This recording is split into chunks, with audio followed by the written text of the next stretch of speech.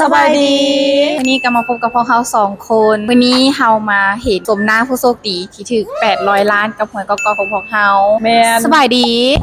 สบายดีเลยมีซื้อว่าจังไดเจ้าซื้อทวินตาอยู่บ้านไหนหลวงใต้คือว่าเมื่อวานนี้เฮานอนได้เป็นได้โทรหาเพิ่นในตอนแรงหลังจากที่ว่าเลขออกเนาะเพิ่นก็ดีใจหลายที่ว่าถึกเลข800 ล้านก่อนหน้านี้นะเพิ่นบ่ฮู้ว่าเพิ่นถึกเลข800 ล้านก็ยินดีนำเพิ่นเด้อโดยแล้วก็ขอถามแน่ว่าได้เป็นลูกค้าประจำของพวกเฮาบ่แม่เป็นลูกค้าประจำเลยของหวยกอกนี่แหละโอ้ตัวนี้ได้เอาเลขเด็ดมาแต่ใส่โอ้เลขเด็ดว่ะอันนี้จะซื้อก่อนล่วงหน้าก็บ่ฮู้คือกันเนาะอาศัยซุ่มเอาจ้ะโอ้ใครอยากถึงเลข800 ล้านให้มาซุ่มกับแอปหวยกอกของพวกเฮาเด้อโชคดียังกอกได้นี่นะแม่โดยแล้วก็ได้มักซื้อเลข2ตัวบ่หรือว่าได้ซื้อเลขซุ่มแต่6ตัวบัดเดียวเลยว่ะป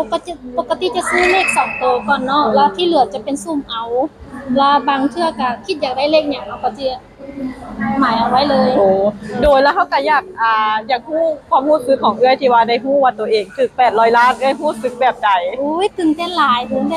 บได้ยินปุ๊บแบบตกใจเลยพากันโฮอย่างหนักเลยแม่นเพราะว่าคิดว่าตัวเองถึกแต่เลขแต่2โตเนาะถึกแต่300,000กิฟต์นั่นซื้อแต่5,000กิฟต์โอ้โดยเพราะว่าตอนเฮาโทรไปหาเพิ่นเอื้อยเพิ่นก็ดีใจเพิ่นตกใจว่าเพิ่นถึกเลข800 ล้านโดยเอื้อยได้800 ล้านเอื้อยสิเอาไปเฮ็ดหยังแน่อ๋อก่อนหลักๆนี่ก็จะเอาลงธุรกิจของตัวเองก่อนได้ฝากร้านของตัวเองได้บ่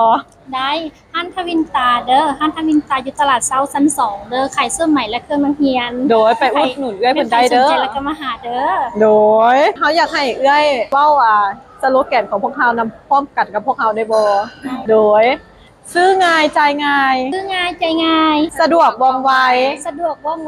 ปลอดภัยกับหวยกอกโดยดีใจกับเอื้อยเพิ่นที่ว่าถึกเลข800 ล้านกีบโดยขอบใจก็คือกันเด้อโชคดียังก็ได้นี่นะโดยขอบใจ